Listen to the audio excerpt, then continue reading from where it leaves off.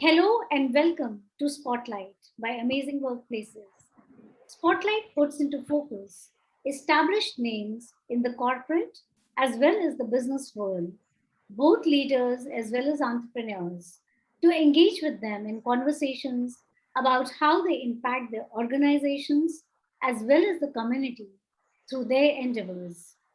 Today, the spotlight focuses on Ajay Shah, managing founder at UpgradRekrut, a recruitment and staffing solutions company that reduces the complexity of the recruitment process and ensures that organizations always stay ahead of change. Ajay is an industry stalwart with over 22 years of experience in training and recruitment in organizations like Teamlease, where he has successfully handled strategic sales, client relationship management, and business operations. Ajay understands the deeper nuances of the recruitment industry and has been the driving force behind the creation of India's largest recruitment services footprint and the recruitment process outsourcing function. He has built a robust recruitment system for large hiring projects in banking and financial services and information technology sectors. A thought leader whose views are often quoted across print and digital media, Ajay personifies the high quality of service that his company, Upgrad Recruit, delivers. So, welcome Ajay to Spotlight. How are you doing? Very good. Thank you so much. Okay, so today, I'm just looking forward to our discussion on your recent merger with Upgrad and becoming Upgrad Recruit, and also, trying to understand the trends in the recruitment industry, especially owing to the pandemic and the kind of situation that it has created in the job market. Yeah. So, looking forward to a very enlightening discussion today with you. Absolutely. Looking forward. So, Ajay, tell me one thing. While you're still in the early stage of business, Recruit has been able to merge with Upgrad, which is a big name in upskilling space in India. So, while upskilling and career growth definitely go hand in hand, I would like to understand from you about the synergies that have led to this acquisition, between Recruit and Upgrad. So thanks for your question. I think it was interesting and welcoming both for Recruit. While we were just about in our fourth month of journey and obviously seeking for a funding partner, and that's where I think we came across Upgrade for a dialogue, and it was clearly I think a synergy that we were trying to see for both. So one obviously Recruit was looking for a funding partner, but also saw a synergy where Recruit now will not only just do present the market pool to our clients, but will also prepare a future ready talent for our clients. And I think that's a very unique proposition that we brought in, and that's first of its kind, especially when an education company actually acquired a recruitment company. I think this is one of its kind, first of its kind. Uh, Second thing, the synergy for Upgrade was clear that being a B2C company, they're having about 27,000 paid learners and millions of other learners on the platform. They obviously were looking at and very sensitive to saying that every learner we should facilitate with an outcome. And for them, outcome, what really meant was getting a job for every learner or facilitating a job for every learner. And that's where they saw a merit in Recruit, saying Recruit being a B2B company from the start, and with the kind of experience I and my other stakeholders in the organization bring in, uh, where our network and the connects in the B2B side being high, is where we saw the synergy saying that we will be able to take these thousands of learners to the corporates to ensure that these guys are exposed to relevant jobs. And effectively, that has really led to the whole acquisition. Right. Okay. Interesting. So, tell me, Ajay, right now, if we talk about the recruitment industry or the job market in general, there's a general slump in the job market.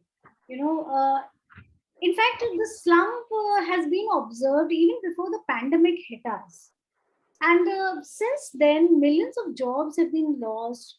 And although thousands of new ones have also been created because of certain new requirements coming up, we also see working models and salary structures have seen a major change.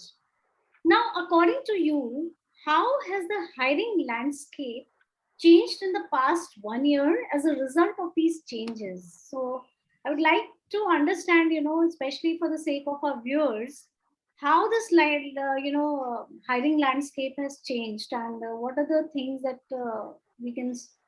we have seen in the past and we can see in the future. Yeah.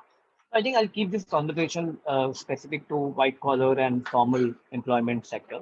Right. And having said that, I think it's not just about last year. I think automation really picked up almost about a decade back, and slowly it started to kind of eat away the jobs which were mundane, which were more transactional, and typically that's the intervention of technology into the automation side. That really impacted a lot of jobs for sure. But I think it really created a lot of opportunities and new skill requirements for the globe and effectively also for India.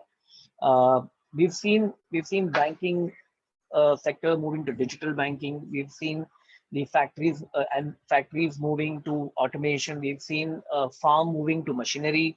We've seen the upskilling and the projects on the technology side also. I mean, today India is one of the largest captive center countries in the world. Now, the reason for that obviously being that I think we as a country obviously are the leading youth manpower creation from all fronts. Secondly, I think we've really seen the kind of outsourcing that's really gone up for the last 10 years, and it continues to be. Now, if the reference to pandemic, I think it impacts everywhere. So it doesn't. It's not really, and I believe it's a stopgap thing. It has nothing to do with the country's capability. It is nothing to do with the corporate growth. It's nothing to do with entrepreneurship as a capability in India. I think we've seen more startups in pandemic than ever. So that's. I think I would say that there are more jobs on the other side for sure. But yes, there are jobs which did not upskill and which were replaced with the technology interventions continues to be the threat to that segment of employment for sure. And I think there is we also see in the next 5 to 10 years we'll see other 30 lakh plus jobs going. So that doesn't mean that these people will become jobless. There will be opportunities on the other side. Most of them or some of them will also have to upskill them to ensure that they are more job ready for what India and what and where the globe stands today. So primarily, according to you, we are seeing a good picture, instead of a grim picture, right? Yeah, I think it's a very subjective thing. I don't, when you put it to numbers, the numbers indicate at one place that we have job losses and unemployment is rising. On the other side, we see so many high paid jobs, we see so many employment, we see the top companies on the tech side, the banking side, or we talk on the other side, we see a lot of hirings happening on the other side. I think it seems to be quite balanced in from my perspective, especially in the formal sector. Yes, a larger part of India is not skilled to formal jobs, and that's where I think the correction is needed. Okay. So I just like to, ask a question here. Uh, According to you, the effect of hybrid working as well as working from home, yeah, how does that impact the job market? So, are we looking at any changes in the job market or the requirement per se, the requirement in the metro cities compared to requirement in 2 tier or 3 tier cities?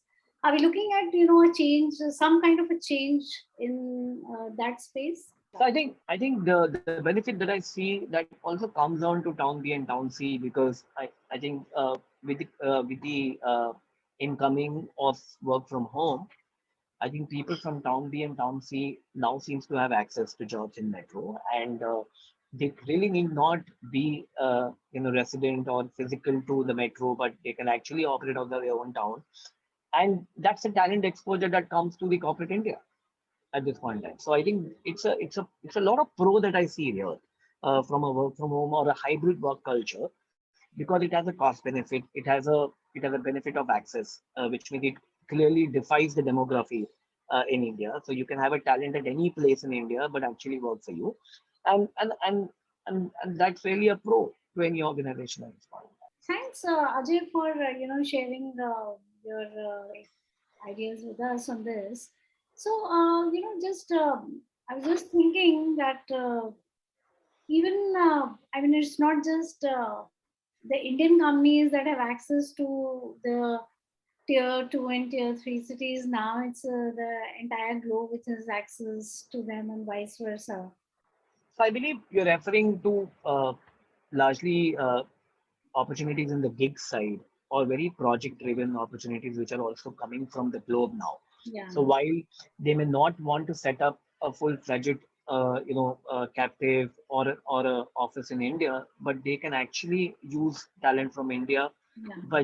by because it's remote working. So remote working is clearly an acceptability, and I think the globe is really looking at it in terms of expanding their access to talent. Yeah,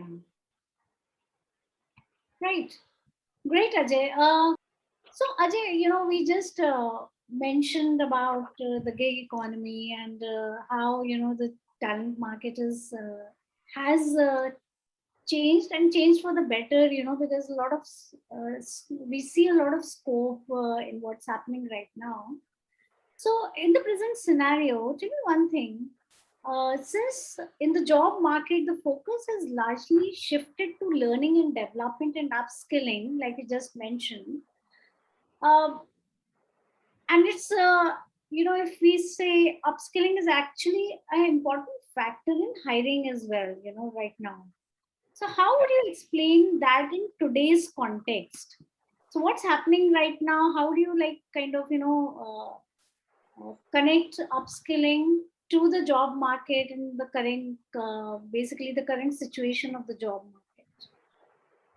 I think the first thing that we need to recognize, I believe that India does not have an employment problem, but it has an employability problem. And I think we saw that bottom up, right? I mean, it wasn't really to a certain sector or to a certain level of experience or to a certain function altogether. I think it was across, and that's where we clearly saw that there was a dearth of talent that started to come up, and which was predominantly identified saying at the end saying that there is a skill gap in India. Now the skill gap obviously means that people aren't ready for the changes that have happened in the last 10 years, and are people ready for the changes that will come in the next 10 years. So I think it's about a decade that went and a decade that the India will see in future. So is India really ready for the next 10 years? Is India ready for today and has done really something to prepare themselves? The answer is yes. And I think we've really seen, that's where I think the inclusion of online education, inclusion of edtech as an industry specifically, that really came into play. I think the whole intent or game changer there was to ensure that you have access education anytime, anywhere. Most of the education at this point in time are asynchronized, so they are not really like your normal classroom where 60 people log in at the same time, and which is what happens to my daughter today, where there's a live session and everybody needs to be there. And if you actually for some reason have a low internet, or you miss for whatever reason you miss the session, I don't think that's really happening now.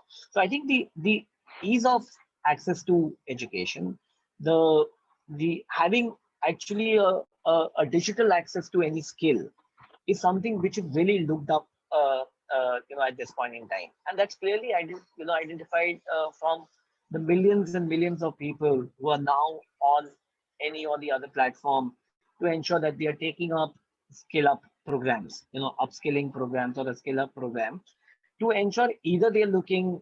So I think, just to give a context, what's an ideology at Upgrad? Upgrade, we believe that there are three things that really, for which a learner comes to the platform. One is that he's only coming to ensure that he's future ready, so he just wants to get himself upskilled, or he's inquisitive for a new technology understanding, so he wants to come and take it up. The second set of people come because they are looking at some acceleration. They've been kind of stagnant for a long time. Either you've been a coder for about the last 4 years, but you really don't, haven't got a step up in terms of your next role. So that's where I think a lot of people do this upskilling for their own acceleration in their career. And the third thing are the set of people who are actually, either looking for a better role or a better job, or they're actually wanting to change their complete track of their career. So we've seen a lot of people who came from business background but have taken up data science. We've seen a lot of people who came from a coding background but have taken digital marketing as a track. Because I think obviously everything that you build as a skill needs a scope of application, right? So I think, and the scope of application can only come when you're actually putting it to job. Yeah. So I think that's where we clearly see that that upskilling has really become the need of the hour, and we're seeing that on the ground. We're seeing millions of people wanting to upskill, taking small programs, long-term programs, degree programs, diploma programs. So some may be still very conventional to saying that this degree really helps into my resume, but some people are still taking specific modules because the interest is to get that skill on. So I think it's a very different perspective for every individual. But as much as it leads to upskilling, it will really help not only them, but I think the whole community in terms of being future ready. Okay, pretty interesting. So, tell me, Ajay, we just spoke about upskilling and the changes in the job market, yeah, because of that. So, what are some of the prominent trends that you foresee in the recruitment industry? Because that's your space. Yeah. I think I think the trends typically are built more from problem statements. They are actually not trends, but they are solutions that come in play, and that's how we look at a completely new way of operating or a new trends that come into play. So let's look at some of the problem statements which are now driven by solutions, and typically we look at them as a trend. So for example, just to tell you, 9 out of 10 engineers not being, not eligible for software development roles, or not found eligible for software development roles. Today, 10 out of 7 jobs, I mean, 7 out of 10 jobs do not have a data scientist. I mean, do not have a talent for data science as a data scientist or for data science. So how are these things being addressed? Is that we've seen one from a perspective that we're happy to look at a talent who's not happy to work 9 to 5, but to look at it as a part-time or a project-driven job. So I think not missing out of that talent has become a trend. Second trend being that saying that every organization is now focusing on upskilling. Now, whether they do it themselves or they outsource it to a recognized organization or an educator. The third being that, as I said, the trend is changing from a work from home perspective, where now jobs will go to town B and town C. So these are one predominant areas. I think the fourth thing is that there's a lot of emphasis to soft skills, and that's where we see a lot of intervention on the tech side. While we have a huge domain understanding and a domain skill that is available to India, but I think what's really the miss at this point in time is on the soft skill side, the ability to position, the ability to say, have a storytelling. So look at entrepreneurs, look at startups. A lot of startups really don't are not able to kind of drive their success or the vision, is because of lack of articulation. So I think it's not the domain problem, it's not the product problem, but it also can be an articulation problem. Thank you, Ajay. Thank you, for this wonderful discussion and for throwing light on the current scenario in the job market as well as the recruitment space. And thank you for joining us on Spotlight. It's been wonderful having this conversation with you, and all the best to this venture of yours to Upgrad Recruit. Thank you, Ekta, and I think it was a pleasure for us at Upgrad Recruit to kind of have an interaction with amazing workplaces. I think you guys are doing a great job, and thank you for putting us to spotlight and bringing up the discussion to saying that how do we simplify hiring for India to ensure that the talent reaches the right spot and at the right time and at the right speed. Thank you, Ajay. Thank you so much and all the best. Yeah. Thank you so much once again for joining in. Thank you. So much.